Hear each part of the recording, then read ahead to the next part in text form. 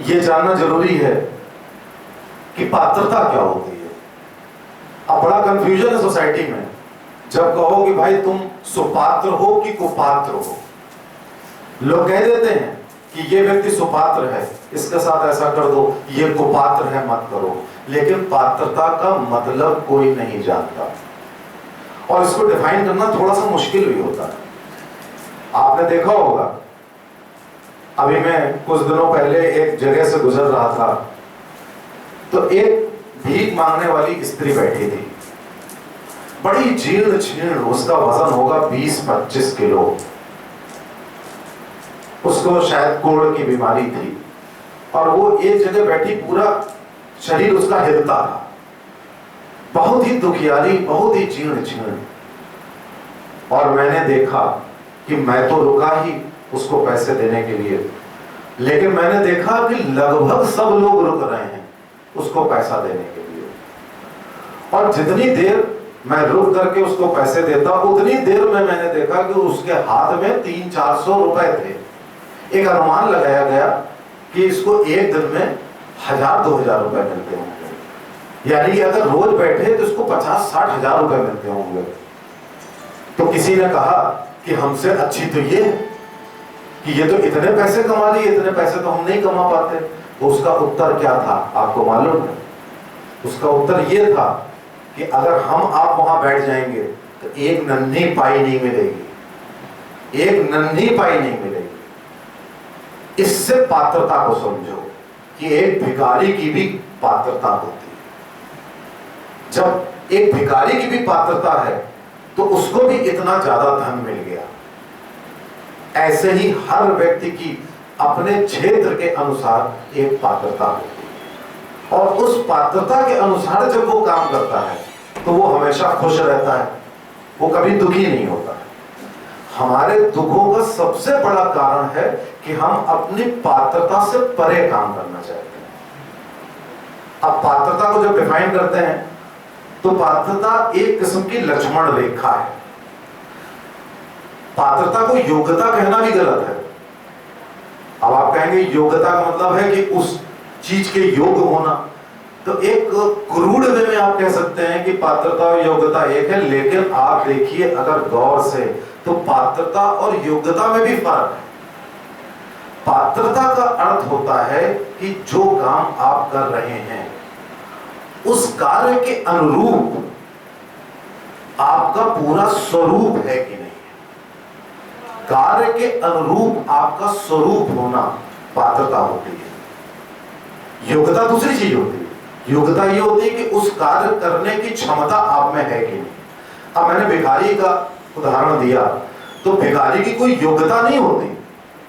भिखारी की योग्यता क्या होगी? लेकिन जो भीख मांगने का कार्य था उसके अनुरूप उसका स्वरूप था।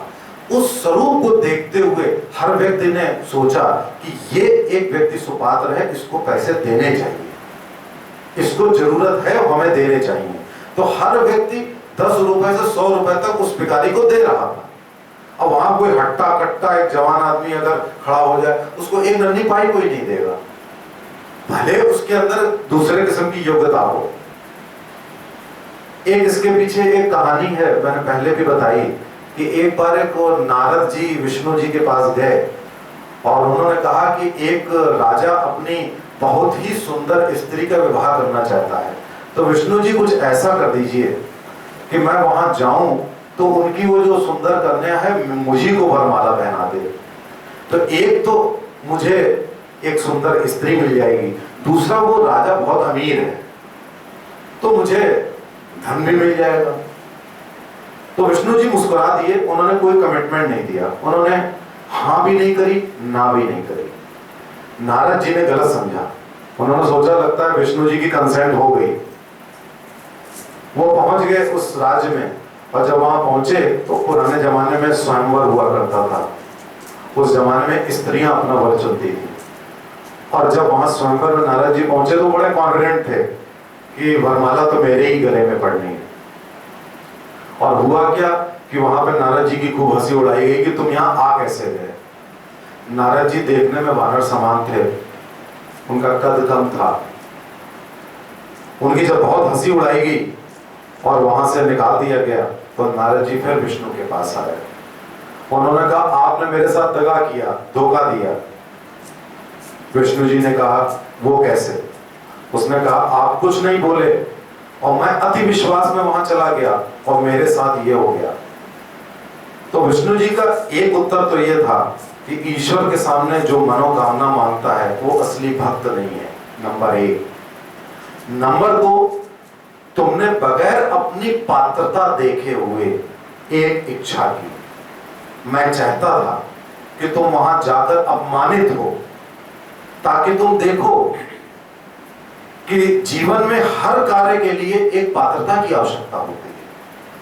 अगर पात्रता नहीं है, तुम जाते हो तो तुम्हारा अपमान होना निश्चित है, तुम्हारा बेइज्जत होना निश्चित है और तुम्हारा दुखी होना निश्चित है। दुखों का यह बहुत बड़ा कारण ये आज के संदर्भ में भी है।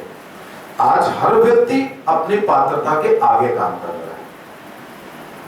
अब एक क्लास 4 का व्यक्ति है, वो कहता है यार मेरा बच्चा क्यों नहीं आइसक्रीम खाएगा, चाउमीन खाएगा, वो क्यों नहीं कार पे चलेगा, वो क्यों नहीं कॉन्वेंट स्कूल में पढ़ेगा।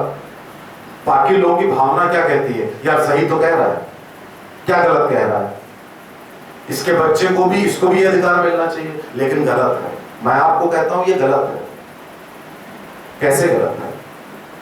इसलिए गलत है क्योंकि उसने अपनी पात्रता नहीं समझी और ना ही वो अपनी पात्रता बढ़ाने की कोशिश कर रहा है। और अगर हर व्यक्ति उसकी इस भावना का सम्मान करे कि नहीं भाई उसके बच्चे को क्यों नहीं अधिकार है, उसको क्यों नहीं अधिकार है, होना चाहिए, ये प्रजातंत्र है, तो क्या होगा? उसके अंदर कभी भी ये इच्छा शक्ति नहीं आएगी कि वो जीवन में आगे बढ़े, अपनी पात्रता को आगे बढ़ाए। पात्रता यानी कि एक लक्ष्मण रेखा। यही वजह है कि हर व्यक्ति आजकल रिश्वत और घूसखोरी करता है। क्यों? वो सोचता है कि फलाना व्यक्ति मेहनती है, व्यवसायी है, वो धनी है, फलाना वैज्ञानिक है, फलाने ने बहुत पढ़ाई करके वो विदेश गया है, वो कार पे चल रहा है, उसके पास धन है, मेरे पास क्यों नहीं? तो मैं दूसरे तरीके से, शॉर्टकट से कमाऊंगा, मैं रिश्वत लूंगा। वो अपने मन को जस्टिफाई करता है। ये बात जान लीजिए कि जो गलत ढंग से पैसा कमाता है वो कभी भी अपने मन में ये भाव नहीं लाता कि वो गलत कर रहा है, वो ये भाव लाता है कि वो सही कर रहा है।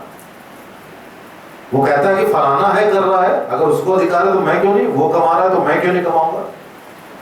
लेकिन उसको ये मार्गदर्शन देने वाला कोई व्यक्ति नहीं होता कि अगर तुम्हें ये काम करना है तो या तो तुम अपनी पात्रता यानी लक्ष्मण रेखा के अंदर रहो और या उस लक्ष्मण रेखा यानी पात्रता को थोड़ा आगे बढ़ाते चले जाओ ना, उस लिमिट पे जाओ, उस लाइन को और आगे बढ़ाओ, उस लाइन को और आगे बढ़ाओ। जब भी कोई व्यक्ति पात्र होता है तो आप उससे ईर्ष्या नहीं करते। बड़े बड़े व्यवसायी हैं नामी, बड़े बड़े महापुरुष हैं नामी, आप बजाय उनसे ईर्ष्या रखने को उनका अनुसरण करना पसंद करते हो। क्यों? क्योंकि उनके अंदर पात्रता थी, वो सुपात्र थे। लेकिन एक रिश्वतखोर को आप कहते हो उसको दंडित करना चाहिए। क्यों? क्योंकि वो सुपात्र नहीं है। वो अपने मन में सोच रहे हैं कि क्या मुझे अधिकार ऐसा नहीं है। यही एक गलत भावना है।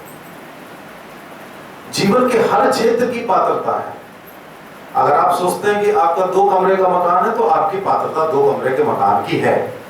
अगर आप एक 2 व्हीलर पे चल रहे हैं तो पात्रता 2 व्हीलर की है। अब अगर आप चाहते हैं कि आप 4 व्हीलर पे चलें, आपका मकान बड़ा हो जाए, आप संपन्न हो जाए, तो एक तरीका तो ये है कि आप शॉर्टकट करिए, डकैती डालिए, चोरी करिए। डकैती, चोरी और रिश्वतखोरी में कोई फर्क नहीं है, आप ये सब करिए। एक तरीका ये है, इससे एक भ्रष्ट समाज बनता है, एक भ्रष्ट देश बनता है। और दूसरा तरीका ये है कि अपनी पात्रता को आगे बढ़ाइए। आप उस लायक बनिए। क्यों नहीं हो सकता? आप जैसे ही उस लायक बनेंगे कोई आपके ऊपर उंगली नहीं उठाएगा, क्योंकि आपके अंदर पात्रता आ गई। तो साथियों, अगर जीवन में आगे बढ़ना है, जीवन में खुश रहना है, जीवन में सुखी रहना है, तो सबसे बड़ा सीक्रेट है अपनी पात्रता को बढ़ाना। जैसे ही आप अपनी पात्रता बढ़ाते हैं वैसे ही आप संपन्न ही नहीं बल्कि बेहद खुश होते हैं, दुखों से बहुत दूर चले जाते हैं। बहुत बहुत धन्यवाद।